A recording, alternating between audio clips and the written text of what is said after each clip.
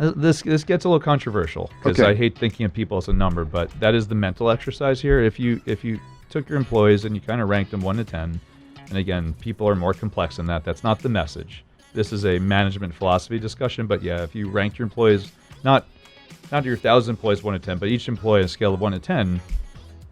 10 being good, or 10 being amazing, 1 being you got to fire him yesterday. A 6 is your problem, and here's why. Right, and my thesis is 6 is cancer in the clubhouse. If you're a sports fan, or forget about sports, 6 is just cancer because it eats away your culture and your company, and you don't know it. And here's why. Your 1s, your 2s, your 3s, and your 4s, you let go, hopefully with some compassion, but it's obvious, right? They're a bad fit. They're just not cutting it, and sadly, it's clear. But you let them go right away because you know it. Your 7s, your 8s, your 9s, and your 10s, they're the best. They get titles and comp and rewards because it's obvious. Yeah. So what are you left with? 5, 6, 7. That's not going to work. 5, 6, and 7. Your 5s disproportionately start falling off because they're looking up and seeing a 6 as their North Star. So your 5s kick the bucket.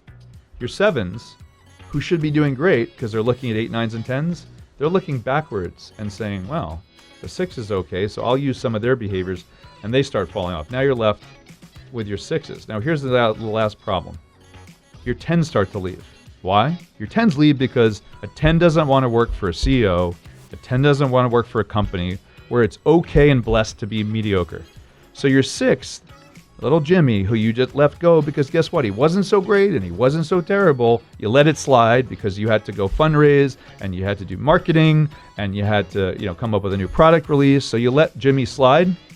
You've eroded the entirety of your company because you let 6s be okay. Okay. Wow. Look at that. Another mic drop. You're coming back on the show. All right. So here's the deal. I got a question for you around this. Yeah. And this is going to be a tough question. Yeah. You had me with this whole analogy. I'm all about it. Now where I'm wrestling with is what does a 6 actually look like? Because one of the terms that was often used in the workplace is you've got your high performers and high potentials over here. Yeah. They might be our 8s, 9s, 10s, maybe even some 7s that are high potentials, just not there yet, okay? But then you have another group, and we call that group solid citizens. Okay, solid citizens come in on time, do everything expected of them, and leave on time. Okay? Don't do extra work, don't go above and beyond, don't take initiative. But do all their work and do it well. Yep. So is that a 6, or is that different than a 6? What is a 6 as it compares to a solid citizen?